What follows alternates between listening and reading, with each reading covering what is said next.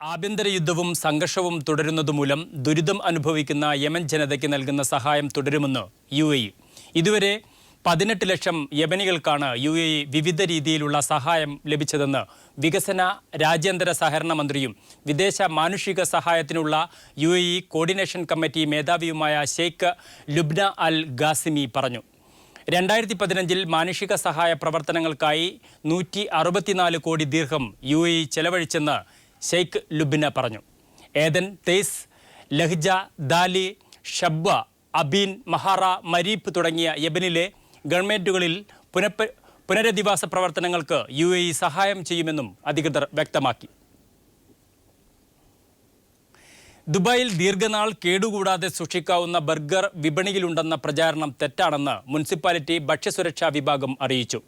കൃത്യമായ നിബന്ധനകളോടെയാണ് ദുബായിൽ ഭക്ഷ്യവിഭവങ്ങളുടെ വിൽപ്പന അനുവദിക്കുന്നതെന്നും എക്സിക്യൂട്ടീവ് ഡയറക്ടർ ഖാലിദ് മുഹമ്മദ് ഷെയ്ഖ് പറഞ്ഞു.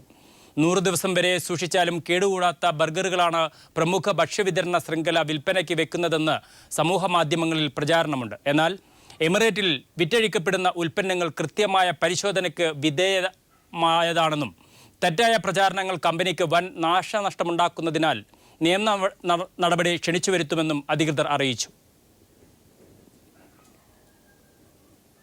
പ്രമുഖ റീറ്റെയിൽ വിതരണ ശൃംഖലയായ ലുലു ഹൈപ്പർ മാർക്കറ്റ് സൗദിയിൽ സംഘടിപ്പിക്കുന്ന ഇൻസ്പയറിംഗ് ഇന്ത്യ ഫെസ്റ്റിവലിന് തുടക്കമായി. ഇന്ത്യൻ റിപ്പബ്ലിക് ദിനത്തോടനുബന്ധിച്ച് ഒരാഴ്ച നീണ്ടു നിൽക്കുന്ന പരിപാടി ഒരുക്കിയിരിക്കുന്നത് പ്രമുഖ റീറ്റെയിൽ വിതരണ ശൃംഖലയായ ലുലു ഹൈപ്പർ മാർക്കറ്റ് സൗദിയിൽ സംഘടിപ്പിക്കുന്ന ഇൻസ്പയറിംഗ് ഇന്ത്യ ഫെസ്റ്റിനാണ് തുടക്കമായത്. റിയാദ് മുറബ ലുലു ഹൈപ്പർ മാർക്കറ്റിൽ Indian embassy charge DFS Hemant Kotalwar inspiring India festival ഉദ്ഘാടനം ചെയ്തു. ഇന്ത്യയിൽ നിന്ന് സൗദിയിലേക്കുള്ള ഇറക്കുമതി വർദ്ധിച്ചതായി അദ്ദേഹം പറഞ്ഞു. മുംബൈ, കൊച്ചി, ബാംഗ്ലൂർ എന്നിവിടങ്ങളിൽ നിന്ന് ദിവസവും ഇന്ത്യൻ പച്ചക്കറികൾ സൗദിയിലെ ലുലു ഹൈപ്പർ മാർക്കറ്റുകളിൽ എത്തുന്നുണ്ടെന്ന് റീജിയണൽ ഡയറക്ടർ ഹഷീം കൂട്ടിച്ചേർത്തു. ഇന്ത്യൻ ജുവലറി, ഇന്ത്യൻ നിർമ്മിത ഗൃഹോപകരണങ്ങൾ, ഇന്ത്യൻ ഗാർമെന്റ്സ് മേള എന്നിവ ഒരുക്കിയിട്ടുണ്ട്. വിവിധ സ്ഥാപനങ്ങളുടെ രുചിവൈവിധ്യം പരിചയപ്പെടുത്തുന്നതിന് പ്രത്യേക സ്റ്റാളുകളും സജ്ജമാക്കിയിട്ടുണ്ട്. ഇന്ത്യയിൽ നിന്നുള്ള മത്സ്യങ്ങളും ലഭ്യമാക്കിയിട്ടുണ്ട്. ഫെസ്റ്റിവലിനോടനുബന്ധിച്ച് 25 മീറ്റർ നീളമുള്ള മസാല ദോശയുടെ പ്രദർശനം സന്ദർശകരെ ആകർഷിച്ചു.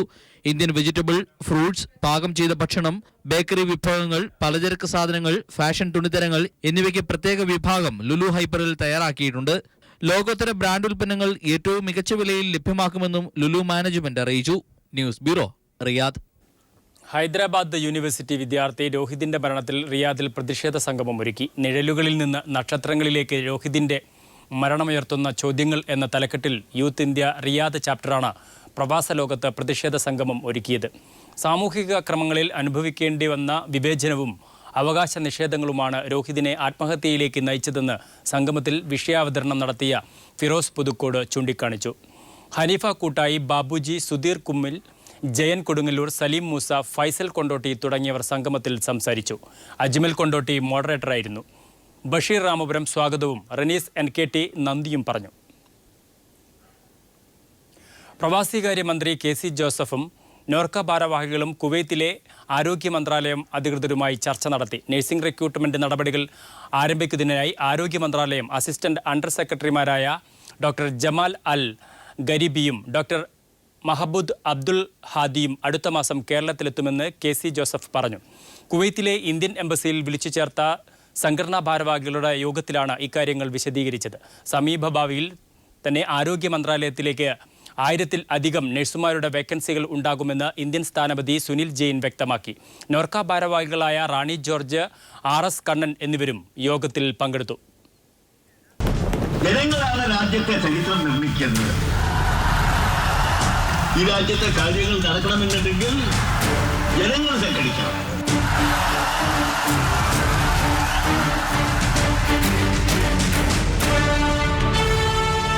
ചരിത്രം ഒരു ഓർമ്മപ്പെടുത്തലാണ്, ഒപ്പം ഭാവിയിലേക്കുള്ള ഒരു തിരുത്തൽ രേഖയും. പുതിയ ചിന്ത, പുതിയ കർമ്മം, പുതിയ കേരളം. പങ്കെടുക്കൂ, അണിചേരൂ ഈ ബഹുജന മുന്നേറ്റത്തിൽ. പിണറായി വിജയൻ നയിക്കുന്ന നവകേരള മാർച്ച് കോഴിക്കോട് ജില്ലയിൽ പര്യടനം പൂർത്തിയാക്കി. ജാഥ നാളെ മലപ്പുറം ജില്ലയിൽ പ്രവേശിക്കും. ജനസഹസ്രങ്ങൾ നൽകുന്ന സ്നേഹാദരങ്ങൾ ഏറ്റുവാങ്ങിയാണ് ജാഥ പര്യടനം പുരോഗമിക്കുന്നത്. പിണറായി വിജയനെ ചുവന്ന മണ്ണിലേക്ക് ജാഥയുടെ 8ാം ദിനം രാവിലെ എലത്തൂർ മണ്ഡലത്തിലെ കക്കോടിയിലായിരുന്നു പിണറായി വിജയന് ആദ്യ സ്വീകരണം ഒരുക്കിയിരുന്നത്. PT ഉഷ, ഗുരു ചേമഞ്ചേരി തുടങ്ങിയവരുമായുള്ള കൂടിക്കാഴ്ചയെ തുടർന്ന് 1.5 മണിക്കൂറോളം വൈകിയായിരുന്നു ജാഥ സ്വീകരണ കേന്ദ്രത്തിലേക്ക് എത്തിയത്. എങ്കിലും പിണറായി എത്തുമ്പോൾ പ്രദേശം ജനനിബിഡം. ജാഥ കടന്നുവന്ന വീഥികൾക്കിരുവശവും അഭിവാദ്യങ്ങളുമായി ആയിരങ്ങൾ അണിനിരന്നു. തുറന്ന വാഹനത്തിൽ വേദിയിലേക്ക് നീങ്ങിയ പിണറായി ജനക്കൂട്ടത്തെ പ്രത്യഭിവാദ്യം ചെയ്തു. അഴിമതി വിമുക്തവും മതനിരപേക്ഷവുമായ പുതിയ കേരളം കെട്ടിപ്പടുക്കേണ്ടതിന്റെ ആവശ്യകതയായിരുന്നു പ്രസംഗത്തിന്റെ കാതൽ. തുടർന്ന് അടുത്ത സ്വീകരണ കേന്ദ്രമായ മാവൂരിലേക്ക്. നഷ്ടപ്പെട്ട വ്യാവസായിക പ്രതാപം ഓർമ്മപ്പെടുത്തുന്ന മാവൂർ. വ്യാവസായിക കേരളം നേരിടുന്ന വെല്ലുവിളി ചൂണ്ടിക്കാട്ടി പിണറായി പ്രസംഗം തുടങ്ങി. ഇന്നത്തെ കാലത്താണെങ്കിൽ ആയിരക്കണക്കിന് ആളുകൾക്ക് ഒരു സ്ഥാപനത്തിൽ തന്നെ തൊഴിൽ കൊടുക്കുന്ന നിലയിൽ, പക്ഷെ നമ്മുടെ നാട്ടിലൊന്നും കാണാൻ കഴിയില്ല. നമ്മുടെ നാട് വിട്ടാൽ 10,000, 20,000, 30,000 ഒക്കെ ആളുകൾ ഒരു സ്ഥാപനത്തിൽ തന്നെ തൊഴിലെടുക്കുക. എന്താ അവിടെ അത് പറ്റും, ഇവിടെ അത് പറ്റില്ല എന്ന നില. ഇതാണ് നമ്മുടെ തകർച്ചയ്ക്ക് കാരണം. തുടർന്നുള്ള സ്വീകരണങ്ങൾ ബേപ്പൂർ മണ്ഡലത്തിന്റെ ഭാഗമായ ഫറൂഖിലും കോഴിക്കോട് ബീച്ചിലുമായിരുന്നു. 10,000 ചെമ്പതാകകളേന്തി തിരമാലകൾ പോലെ സ്വീകരണ കേന്ദ്രങ്ങളിലേക്കെത്തി. കോഴിക്കോട് ബീച്ചിൽ ജില്ലാതല സമാപനത്തിനെത്തിയ ജനസഞ്ചയം സംഘാടകരെ പോലും അത്ഭുതപ്പെടുത്തി. നവകേരള മാർച്ച് നാളെ മലപ്പുറം ജില്ലയിലേക്ക് പ്രവേശിക്കും. കോഴിക്കോട് നിന്നും ബാബുരാജ് മൊറാഴയ്ക്കൊപ്പം സാലി മുഹമ്മദ്. പിണറായി വിജയന് ഐക്യദാർഢ്യവുമായി സാംസ്കാരിക നായകന്മാർ മുതൽ കലാകായിക രംഗത്തെ പ്രമുഖർ വരെയുള്ളവർ രംഗത്ത്. കായികതാരം PT ഉഷ, കഥകളി ആചാര്യൻ ഗുരു ചേമഞ്ചേരി, കാർട്ടൂണിസ്റ്റ് ഗോപികൃഷ്ണൻ തുടങ്ങിയവരാണ് കൊയിലാണ്ടിയിൽ പിണറായിയുമായി കൂടിക്കാഴ്ച നടത്തിയത്. താൻ ഏറ്റവും ആദരിക്കുന്ന നേതാവാണ് പിണറായി എന്ന് PT ഉഷ പറഞ്ഞു. ഐതിഹാസിക മാർച്ചുമായി എത്തിയ ജനനായകനെ കാണാൻ കൊയിലാണ്ടിയിലെത്തിയത് പ്രമുഖരുടെ ഒരു നിര തന്നെയായിരുന്നു. കേരളത്തിന്റെ എക്കാലത്തെയും അഭിമാനമായ കായികതാരം PT ഉഷ, ഭർത്താവും കായിക പരിശീലകനുമായ ശ്രീനിവാസൻ, കഥകളി ആചാര്യൻ ഗുരു ചേമഞ്ചേരി, കാർട്ടൂണിസ്റ്റ് ഗോപികൃഷ്ണൻ തുടങ്ങിയ പിന്തുണയുമായി എത്തിയവർ നിരവധി.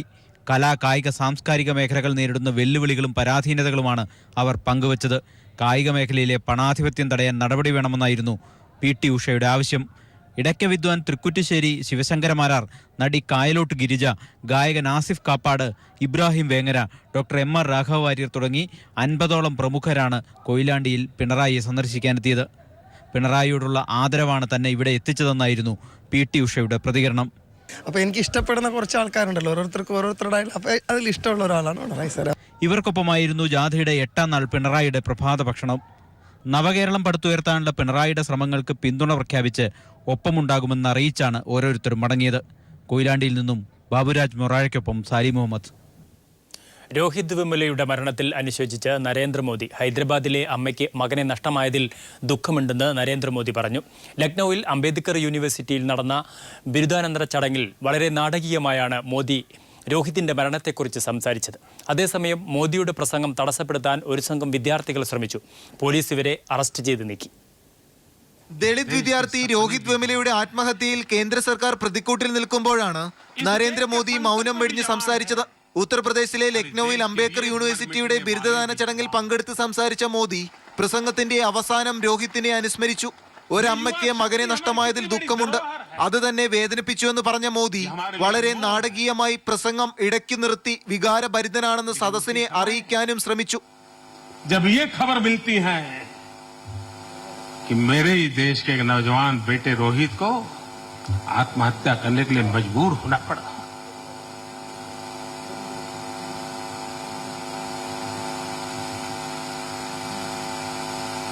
രോഹിത്തിന്റെ മരണത്തിൽ അനുശോചിച്ചുകൊണ്ട് ഒരു സംഘം വിദ്യാർത്ഥികൾ മോദിയുടെ ചടങ്ങിൽ പ്രതിഷേധിച്ചു. പോലീസ് എത്തി ഇവരെ അറസ്റ്റ് ചെയ്ത ശേഷം വീണ്ടും ചടങ്ങ് പുനരാരംഭിക്കുകയായിരുന്നു. उत्तर प्रदेश के राज्यपाल श्रीमान രോഹിത് അടക്കം ദളിത് വിദ്യാർത്ഥികളെ പുറത്താക്കാൻ കത്ത് നൽകിയ കേന്ദ്ര തൊഴിൽ മന്ത്രി അടക്കമുള്ളവരെ സംരക്ഷിച്ചുകൊണ്ടായിരുന്നു മോദിയുടെ വികാര പ്രകടനം. ആരോപണ വിധേയരായവർക്കെതിരെ ഒരു നടപടി പോലും മോദി പ്രഖ്യാപിച്ചില്ല. അതേസമയം സംഭവത്തെക്കുറിച്ച് അന്വേഷിക്കാൻ കേന്ദ്ര മാനവശേഷി വകുപ്പ് പ്രഖ്യാപിച്ച സമിതി റിപ്പോർട്ട് മന്ത്രിക്ക് കൈമാറി. ഇതിന്റെ അടിസ്ഥാനത്തിൽ വിഷയം അന്വേഷിക്കാൻ ജുഡീഷ്യൽ കമ്മീഷനെ നിയമിക്കാൻ കേന്ദ്ര സർക്കാർ തീരുമാനിച്ചു. News bureau, Delhi. ഹൈദരാബാദ് യൂണിവേഴ്സിറ്റിയിൽ വിദ്യാർത്ഥി ആത്മഹത്യ ചെയ്ത സംഭവത്തിൽ കോർട്ട് ഓഫ് യൂണിവേഴ്സിറ്റി നടത്തണമെന്ന് TN സീമ MP. ഇല്ലെങ്കിൽ പാർലമെന്ററി സമിതി അംഗത്വം രാജിവെക്കുമെന്നും TN സീമ MP പറഞ്ഞു. ഹൈദരാബാദിലേതുപോലെ ദളിത് അവഗണന കാസർഗോഡ് കേന്ദ്ര സർവകലാശാലയിലും വിദ്യാർത്ഥികൾ നേരിടുന്നുണ്ടെന്ന് പിണറായി വിജയൻ. PhD നൽകുന്നതിൽ ഫെലോഷിപ്പുകൾ നൽകുന്നതിലും തടസ്സങ്ങൾ സൃഷ്ടിക്കുന്നുണ്ടെന്നും പിണറായി വിജയൻ വ്യക്തമാക്കി. കേരളത്തിലും ഇത്തരത്തിലുള്ള ചില നീക്കങ്ങൾ ഉണ്ടാകുന്നു എന്ന വാർത്ത ഇപ്പോൾ വന്നിട്ടുണ്ട്. അതാണ് കാസർഗോഡ് കേന്ദ്ര സർവകലാശാലയിൽ ദളിത് പിന്നോക്ക വിദ്യാർത്ഥികൾക്ക് PhD രജിസ്ട്രേഷൻ നൽകുന്നതിൽ, അതുപോലെ തന്നെ ഫെലോഷിപ്പ് ലഭ്യമാക്കുന്നതിൽ വിവേചനം കാണിക്കുന്നു എന്ന പരാതി. ഇതിൽ ഈ വിദ്യാർത്ഥികളുടെ നേരെ വകുപ്പ് മേധാവികളുടെ പ്രതികാര നടപടിയുണ്ടാകുന്നുവെന്നും റിപ്പോർട്ട് ചെയ്യപ്പെട്ടിട്ടുണ്ട്. 2 വിദ്യാർത്ഥികൾക്ക് ഈ വകുപ്പ് മേധാവികളുടെ പ്രതികാര നടപടിയുടെ ഭാഗമായി പഠനം പൂർത്തിയാക്കാൻ കഴിഞ്ഞില്ല എന്നതും റിപ്പോർട്ട് ചെയ്യപ്പെട്ടിട്ടുണ്ട്. അപ്പോൾ പ്രശ്നം ഹൈദരാബാദ് സർവകലാശാലയിൽ കണ്ടതുപോലെ തന്നെ വർഗീയവൽക്കരണ നീക്കമാണ്. ഇത് മുളയിൽ തന്നെ തടഞ്ഞില്ലെങ്കിൽ സർവകലാശാലയുടെ സാധാരണ തനിമ നഷ്ടപ്പെട്ടു പോകുന്ന സ്ഥിതി വരും. പ്രശസ്ത നർത്തകി മൃണാളിനി സാരാഭായിയുടെ മരണത്തിൽ അനുശോചനം രേഖപ്പെടുത്താത്ത പ്രധാനമന്ത്രി നരേന്ദ്രമോദിയുടെ നടപടിക്കെതിരെ മല്ലിക സാരാഭായ്. നരേന്ദ്രമോദി, നിങ്ങളെ ഓർത്ത് ഞാൻ ലജ്ജിക്കുന്നു. രാഷ്ട്രീയ വൈര്യത്തിൻ്റെ പേരിൽ തൻ്റെ അമ്മയിലെ പ്രതിഭയെ മറക്കുന്നത് പ്രധാനമന്ത്രി എന്ന നിലയ്ക്ക് ചേരുന്നതല്ലെന്ന് മല്ലിക ഫേസ്ബുക്ക് പോസ്റ്റിലൂടെ വ്യക്തമാക്കി. കതിരൂർ മനോജ് വധക്കേസിൽ CPIM കണ്ണൂർ ജില്ലാ സെക്രട്ടറി P. ജയരാജൻ തലശ്ശേരി ജില്ലാ സെഷൻസ് കോടതിയിൽ ജാമ്യ ഹർജി സമർപ്പിച്ചു. BJP CBIയെ ഉപയോഗിച്ച് രാഷ്ട്രീയ വേട്ട നടത്തുകയാണെന്ന് വ്യക്തമാക്കിക്കൊണ്ടുള്ളതാണ് ജാമ്യ ഹർജി. ഹർജി നാളെ കോടതി പരിഗണിക്കും. അതേസമയം CBIയെ രാഷ്ട്രീയ ചട്ടുകമാക്കുന്ന ഭരണകൂട ഭീകരതയിൽ പ്രതിഷേധിച്ച് CPIM നേതൃത്വത്തിൽ ഏരിയ കേന്ദ്രങ്ങളിൽ വൻ ബഹുജന പ്രകടനവും പൊതുയോഗവും സംഘടിപ്പിച്ചു. കതിരൂർ മനോജ് വധക്കേസിൽ CBI പ്രതി ചേർത്ത സാഹചര്യത്തിലാണ് CPIM കണ്ണൂർ ജില്ലാ സെക്രട്ടറി P. ജയരാജൻ തലശ്ശേരി ജില്ലാ സെഷൻസ് കോടതിയിൽ ജാമ്യ ഹർജി നൽകിയിരിക്കുന്നത്. BJP CBIയെ ഉപയോഗിച്ച് രാഷ്ട്രീയ വേട്ട നടത്തുകയാണെന്നും സമീപകാലത്ത് കണ്ണൂർ സന്ദർശിച്ച RSS നേതാവിന്റെ സമ്മർദ്ദവും കേന്ദ്ര ഗവൺമെന്റ് സ്വാധീനവുമാണ് തന്നെ പ്രതി ചേർക്കാനുള്ള കാരണമെന്നും രാജ്നാഥ് സിംഗിന്റെയും മോഹൻ ഭാഗവതിന്റെയും കണ്ണൂർ സന്ദർശനം സൂചിപ്പിച്ച് P. ജയരാജൻ ജാമ്യ ഹർജിയിൽ വ്യക്തമാക്കി. തെളിവും വസ്തുതയും ഇല്ലാതെയാണ് CBI തന്നെ പ്രതി ചേർക്കാനും അറസ്റ്റ് ചെയ്യാനുമുള്ള നീക്കം നടത്തുന്നതെന്നും ജാമ്യ ഹർജിയിൽ വ്യക്തമാക്കിയിട്ടുണ്ട്. കേസിലെ മറ്റ് പ്രതികൾക്കൊന്നും ചുമത്താത്ത UAPA വകുപ്പ് 25ാം പ്രതിയായ തനിക്ക് ചുമത്തിയതിന് പിന്നിലും ഗൂഢലക്ഷ്യമുണ്ടെന്ന് ഹർജിയിൽ പറയുന്നു. ജാമ്യം ലഭിക്കാതിരിക്കാനുള്ള CBI നീക്കമാണിതെന്നും സൂചിപ്പിക്കുന്നുണ്ട്. CBI ഉന്നയിച്ചിരിക്കുന്ന പുതിയ ആക്ഷേപം കേസിലെ 1ാം പ്രതിയായ വിക്രമൻ തന്റെ ഡ്രൈവറാണെന്നും സന്തത സഹചാരിയാണെന്നതുമാണ്. വിക്രമൻ സന്തത സഹചാരിയല്ലെന്നും ഡ്രൈവിംഗ് ലൈസൻസ് പോലുമില്ലാത്ത വിക്രമൻ ഡ്രൈവറാണെന്ന് പറയുന്നത് ന്യായയുക്തമല്ലെന്നും കേസിനെ നിയമപരമായി നേരിടുമെന്നും കാണിച്ചുകൊണ്ടാണ് P. ജയരാജൻ മുൻകൂർ ജാമ്യ ഹർജി ഫയൽ ചെയ്തിരിക്കുന്നത്. അതേസമയം CBIയുടെ പരസ്പര വിരുദ്ധമായ റിപ്പോർട്ട് രാഷ്ട്രീയ വിധേയത്വത്തിന്റെ തെളിവാണെന്ന് CPIM നേതാവ് MV ജയരാജൻ പ്രതികരിച്ചു. ഇങ്ങനെ പരസ്പര വിരുദ്ധമായ 2 റിപ്പോർട്ടുകൾ CBI കോടതിയിൽ സമർപ്പിക്കുന്നു എന്ന് പറഞ്ഞാൽ അതിന്റെ അർത്ഥം കള്ളക്കേസ് എന്നല്ലേ? അതിന്റെ അർത്ഥം കോൺഗ്രസ് CBIയെ കൂട്ടിലിട്ട തത്തയാക്കി മാറ്റിയെങ്കിൽ ഈ BJP CBIയെ ചങ്ങലക്കിട്ട പട്ടിയാക്കി മാറ്റി എന്ന വ്യത്യാസം മാത്രമേ ഉള്ളൂ. ഭരണകൂട ഭീകരതയിലും നിരപരാധിയായ P. ജയരാജനെ പ്രതി ചേർത്തതിലും പ്രതിഷേധിച്ച് ഏരിയ കേന്ദ്രങ്ങളിൽ CPIM നേതൃത്വത്തിൽ വൻ ബഹുജന പ്രകടനവും പൊതുയോഗവും സംഘടിപ്പിച്ചു. News bureau, Kannur. P. ജയരാജനെതിരായ കേസെടുത്ത CBI നടപടി നിയമസംവിധാനത്തെ പരിഹസിക്കുന്നതെന്നും ജയരാജനെതിരെ കേസെടുത്തത് രാജ്നാഥ് സിംഗിന്റെ ഇടപെടലിനെ തുടർന്നാണെന്നും പിണറായി വിജയൻ പറഞ്ഞു. P. ജയരാജനെതിരെ UAPA ചുമത്തിയത് RSS കോൺഗ്രസ് ഗൂഢാലോചനയുടെ ഭാഗമെന്ന് കോടിയേരി ബാലകൃഷ്ണൻ പറഞ്ഞു. P. ജയരാജനെ പ്രതി ചേർത്ത നടപടി പ്രതിഷേധാർഹമെന്ന് പ്രതിപക്ഷ നേതാവ് VS അച്യുതാനന്ദൻ കൂട്ടിച്ചേർത്തു. അതേസമയം UAPA പോലുള്ള കരിനിയമങ്ങൾ റദ്ദ് ചെയ്യണമെന്ന് ET മുഹമ്മദ് ബഷീർ അഭിപ്രായപ്പെട്ടു. P. ജയരാജനെതിരെ കേസെടുത്ത CBI നടപടി നിയമസംവിധാനത്തെ പരിഹസിക്കുന്നതാണെന്ന് പിണറായി വിജയൻ അഭിപ്രായപ്പെട്ടു. കേന്ദ്രമന്ത്രി രാജ്നാഥ് സിംഗിന്റെ ഇടപെടലിനെ തുടർന്നാണ് ജയരാജനെതിരെ കേസെടുത്തതെന്നും അദ്ദേഹം പറഞ്ഞു. അന്വേഷണ ഏജൻസി കുറ്റം ചെയ്യാത്തൊരാളെ ബോധപൂർവം സമ്മർദ്ദത്തിന് വഴങ്ങി കേസിൽ പ്രതിയാക്കുന്ന നില ഇവിടെ ഉണ്ടായിരിക്കുന്നു. അക്കാര്യത്തിലാണ് പ്രതികരിക്കേണ്ടിയിരുന്നത്. അത് പ്രതികരിക്കാതിരുന്നത് RSSനെതിരെ പറയാനുള്ള വിഷമം കൊണ്ട് തന്നെയാണ് എന്നത് തന്നെയാണ് നാം തിരിച്ചറിയേണ്ടത്. RSSും കോൺഗ്രസും തമ്മിലുള്ള ഗൂഢാലോചനയുടെ ഏറ്റവും ഒടുവിലത്തെ ഉദാഹരണമാണ് ജയരാജനെ പ്രതിചേർത്തതെന്ന് പ്രതിപക്ഷ നേതാവ് VS അച്യുതാനന്ദൻ അഭിപ്രായപ്പെട്ടു.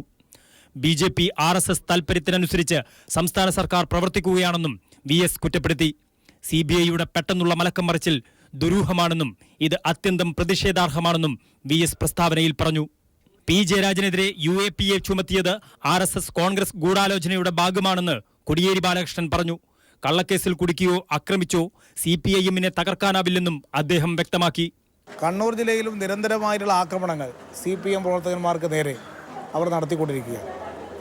അതിൻ്റെ തുടർച്ചയായി കണ്ണൂർ ജില്ലയിലെ CPMൻ്റെ ജില്ലാ സെക്രട്ടറി P ജയരാജന് UAPA അനുസരിച്ച് ഒരു കേസിൽ പ്രതികർത്ത് കോടതിയിൽ റിപ്പോർട്ട് സമർപ്പിച്ച് P ജയരാജനെ അറസ്റ്റ് ചെയ്ത് ജയിലിലടക്കാൻ അവർ തീരുമാനിച്ചിരിക്കുകയാണ്. ഇത് ഇലക്ഷൻ ഘട്ടത്തിൽ P ജയരാജനെ പോലുള്ള ഉന്നത നേതാക്കന്മാർ പോലും ഇലക്ഷൻ പ്രചരണ രംഗത്തുണ്ടാകാൻ പാടില്ല എന്നതിൻ്റെ ഭാഗമായിട്ടാണ് ജയരാജനെ ഈ കേസിൽ പ്രതികർത്തത്. UAPA പോലുള്ള കരിനിയമങ്ങൾ റദ്ദ് ചെയ്യണമെന്ന് മുസ്ലിം ലീഗ് ആവശ്യപ്പെട്ടു. ഇത്തരം നിയമങ്ങളെ പിന്തുണയ്ക്കാനാവില്ലെന്നും ET മുഹമ്മദ് ബഷീർ പറഞ്ഞു. News desk. സരിതയ്ക്ക് പല ഉന്നതരുടെയും ഫോൺ നമ്പർ കൊടുത്തിട്ടുണ്ടെന്ന് സലീം രാജ് സോളാർ കമ്മീഷനിൽ മൊഴി നൽകി. സരിതയെ മുഖ്യമന്ത്രി ഉമ്മൻചാണ്ടിയുടെ വസതിയിൽ നിന്ന് വിളിച്ചിട്ടുണ്ട്. മുഖ്യമന്ത്രി പങ്കെടുത്ത പരിപാടിയിൽ വെച്ചാണ് സരിതയെ ആദ്യമായി കാണുന്നതെന്നും സലീം രാജ് മൊഴി നൽകിയത്. 11 മണിയോടെയാണ് മൊഴി നൽകാനായി സലീം രാജ് കമ്മീഷന് മുമ്പാകെ ഹാജരായത്. 2011 പാലായിലെ പൊതുപരിപാടിയിൽ വെച്ചാണ് സരിത എസ് നായരെ ആദ്യമായി കണ്ടതെന്നും അവരുടെ ഡ്രൈവർ വഴിയാണ് പിന്നീട് സരിതയുമായി ഫോൺ സംഭാഷണം നടന്നതെന്നും മുഖ്യമന്ത്രിയുടെ മുൻഗൺമാൻ സലീം രാജ് സോളാർ കമ്മീഷനിൽ മൊഴി നൽകി. മുഖ്യമന്ത്രിയുടെ ഓഫീസിൽ സരിത വന്നിട്ടുള്ളതായി തനിക്കറിയില്ലെന്നും 2011 മുഖ്യമന്ത്രിയുടെ ഓഫീസിൽ വെച്ച് താനുമായി സംസാരിച്ചുവെന്ന സരിതയുടെ വാക്കുകൾ കള്ളമാണെന്നും സലീം രാജ് കമ്മീഷനെ ബോധിപ്പിച്ചു. അതിനിടെ 9/7/2012 മുതൽ 1/6/2013 വരെയുള്ള കാലയളവിൽ മാത്രം 416 തവണ സരിത വിളിച്ചതായും സരിതയെ തിരിച്ചു വിളിച്ചതായും സലീം രാജ് സമ്മതിച്ചു. കടകംപള്ളി ഭൂമി തട്ടിപ്പ് കേസിൽ തന്റെ ശബ്ദരേഖ പുറത്തു വരുന്നതിൽ എതിർപ്പില്ലെന്നും അഡ്വക്കേറ്റ് ജനറൽ ഇത് പുറത്തു വരാതിരിക്കാൻ ഹൈക്കോടതി ഡിവിഷൻ ബെഞ്ചിനെ സമീപിച്ചത് തന്റെ നിർദ്ദേശപ്രകാരമല്ലെന്നും സലീം രാജ് വ്യക്തമാക്കി. അതേസമയം AGയുടെ നിലപാട് പലരെയും രക്ഷിക്കാൻ വേണ്ടിയാണെന്ന് lawyers union secretary advocate B Rajendran പ്രതികരിച്ചു. തിടുക്കത്തിൽ അപ്പീൽ ഫയൽ ചെയ്ത് ശബ്ദരേഖ കോടതി മുമ്പാകെ ഹാജരാക്കുന്നത് തടഞ്ഞത് ആർക്കു വേണ്ടിയാണ്? അവിടെയാണ് സലീം രാജ് അടക്കം ജോപ്പനടക്കം ജിക്കുമോനടക്കമുള്ളവരുടെ ഫോണിലൂടെ സംസാരിക്കുന്ന ബഹുമാനപ്പെട്ട മുഖ്യമന്ത്രി ശ്രീ ഉമ്മൻചാണ്ടിയുടെ ശബ്ദരേഖ പുറത്തു വരുന്നത്. അത് തടയുന്നതിന് വേണ്ടിയായിരുന്നു ആ നീക്കമെന്നുള്ളത് ഇന്നത്തെ സലീം രാജിന്റെ സാക്ഷി വിസ്താരത്തോടുകൂടി നല്ലതുപോലെ പുറത്ത് വന്നിരിക്കുകയാണ്. ഫോൺ രേഖകൾ പരിശോധിക്കുന്നതിൽ അന്വേഷണ ചുമതലയുണ്ടായിരുന്ന ADGP A ഹേമചന്ദ്രൻ വീഴ്ച വരുത്തിയതായി solar commission justice G Sivarajan കുറ്റപ്പെടുത്തി. News bureau, Kochi. ബാർക്കോഴ കേസിൽ മന്ത്രി K ബാബുവിനെതിരെയുള്ള ത്വരിതാന്വേഷണം പൂർത്തിയായിട്ടില്ല. അന്വേഷണത്തിന് കൂടുതൽ സമയം വേണമെന്ന് വിജിലൻസ് കോടതിയോട് ആവശ്യപ്പെടും. വിജിലൻസിന്റെ ത്വരിതാന്വേഷണ റിപ്പോർട്ട് സമർപ്പിക്കാനുള്ള അവസാന തീയതി നാളെയാണെന്നിരിക്കെയാണ് ഇക്കാര്യം ആവശ്യപ്പെട്ട് വിജിലൻസ് കോടതിയെ സമീപിക്കുന്നത്. കഴിഞ്ഞ ഡിസംബർ 2-ാം വാരമാണ് ബാർക്കോഴ കേസിൽ മന്ത്രി K ബാബുവിനെതിരെ ത്വരിതാന്വേഷണത്തിന് തൃശൂർ വിജിലൻസ് കോടതി ഉത്തരവിട്ടത്. മന്ത്രി K ബാബുവിന് 10 കോടി രൂപ കോഴ നൽകിയതായി ബിജു രമേശ് മാധ്യമങ്ങളിലൂടെ വെളിപ്പെടുത്തിയെന്നും ഇതിന്റെ അടിസ്ഥാനത്തിൽ കേസെടുക്കണമെന്ന പരാതിയിലുമായിരുന്നു ഉത്തരവ്. ജനുവരി 23-നകം അന്വേഷണ റിപ്പോർട്ട് സമർപ്പിക്കാനും കോടതി നിർദ്ദേശിച്ചിരുന്നു. തുടർന്ന് വിജിലൻസ് SP R നിശാന്തിനിയുടെ നേതൃത്വത്തിൽ അന്വേഷണം ആരംഭിച്ചു. പരാതിക്കാരിൽ നിന്നും ബന്ധപ്പെട്ട ചാനൽ പ്രവർത്തകരിൽ നിന്നും മൊഴിയെടുക്കുകയും ചെയ്തു. പരാതിക്കാരൻ ഹാജരാക്കിയ CD-യും വിജിലൻസ് പരിശോധിച്ചിരുന്നു. മതിയായ തെളിവുകൾ ലഭിക്കാത്തതിനാൽ അന്വേഷണത്തിന് കൂടുതൽ സമയം വേണമെന്നാവശ്യപ്പെട്ട് SP നിശാന്തിനി വിജിലൻസ് ഡയറക്ടർക്ക് കത്തയച്ചിരുന്നു. ഈ സാഹചര്യത്തിലാണ് ത്വരിതാന്വേഷണത്തിന് കൂടുതൽ സമയം ആവശ്യപ്പെട്ട് വിജിലൻസ് കോടതിയെ സമീപിക്കുന്നത്. News bureau, Kochi. ടൈറ്റാനിയം കേസിൽ പ്രതിയല്ലെന്ന മുഖ്യമന്ത്രി ഉമ്മൻചാണ്ടിയുടെ പ്രസ്താവന ആടിനെ പട്ടിയാക്കുന്നത് പോലെയാണെന്ന് പ്രതിപക്ഷ നേതാവ് VS അച്യുതാനന്ദൻ. ഹൈക്കോടതി സ്റ്റേ നീക്കിയ സാഹചര്യത്തിൽ മുഖ്യമന്ത്രി 1-ാം പ്രതിയാണ്. മുഖ്യമന്ത്രിക്കും ആഭ്യന്തരമന്ത്രിക്കുമെതിരെ FIR ഇട്ട് അന്വേഷണം നടത്തണം. വസ്തുതകൾ മറച്ചുവെക്കാനുള്ള പാഴ്ശ്രമം വിലപ്പോവില്ലെന്നും VS പ്രസ്താവനയിൽ പറഞ്ഞു.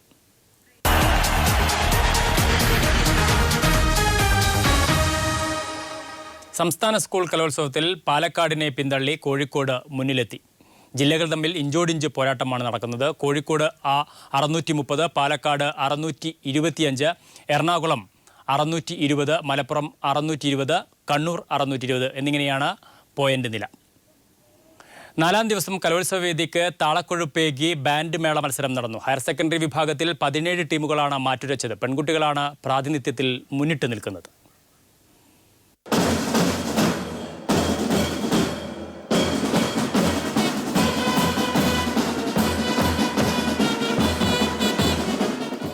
ടീമുകളാണ് ഹയർ സെക്കൻഡറി വിഭാഗം ബാൻഡ് മേള മത്സരത്തിനായി എത്തിയത്. ഓരോ ടീമും ചിട്ടയോടെ താളമിട്ട് ഗ്രൗണ്ടിൽ മാർച്ച് ചെയ്തു.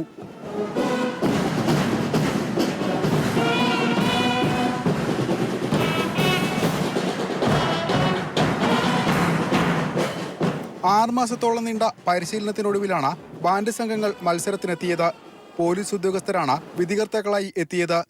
പെൺകുട്ടികളായിരുന്നു പ്രാതിനിധ്യത്തിൽ മുന്നിട്ട് നിന്നത്.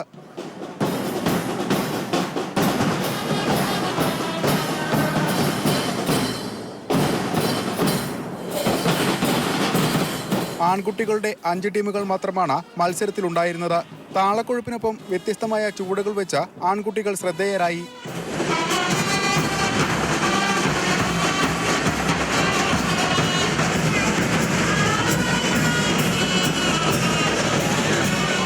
ദേശീയ ഗാനവും സിനിമാ ഗാനങ്ങളും അവതരണങ്ങളിൽ പലകുറി ആവർത്തിക്കപ്പെട്ടു. ക്യാമറാമാൻ ബിച്ചു പൂവച്ചലിനൊപ്പം CG ദിൽജിത്ത്. കലോത്സവ വേദികളിൽ നാടകാവതരണത്തിന് ആവശ്യമായ സജ്ജീകരണങ്ങൾ ഒരുക്കാതിരിക്കുന്നത് ഇത്തവണയും ആവർത്തിച്ചു. പുതുമയാർന്ന ആശയം കൊണ്ടും അവതരണം കൊണ്ടും നിലവാരം പുലർത്തിയ +2 നാടക മത്സരം ശബ്ദക്രമീകരണത്തിലെ അപാകത മൂലം ആകെ അവതാളത്തിലായി.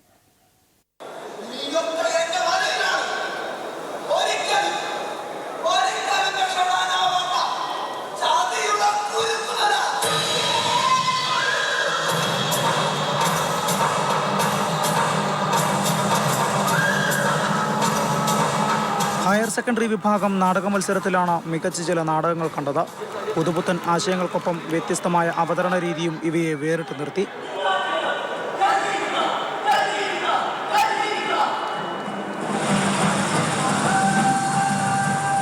അതേസമയം നാടക മത്സരത്തിനൊരുക്കിയ വേദി മത്സരത്തിന് തീരെ യോജിച്ചതായിരുന്നില്ല.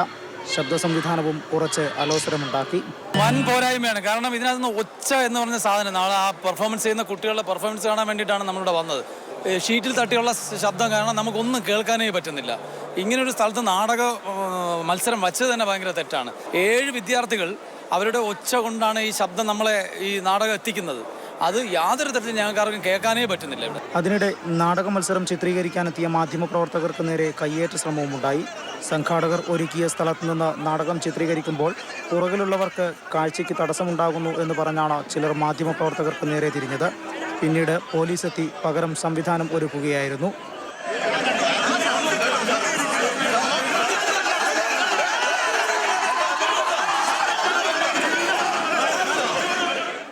ക്യാമറമാൻ ദേവദത്തിനോടൊപ്പം വിജേഷ് നടുവിൽ.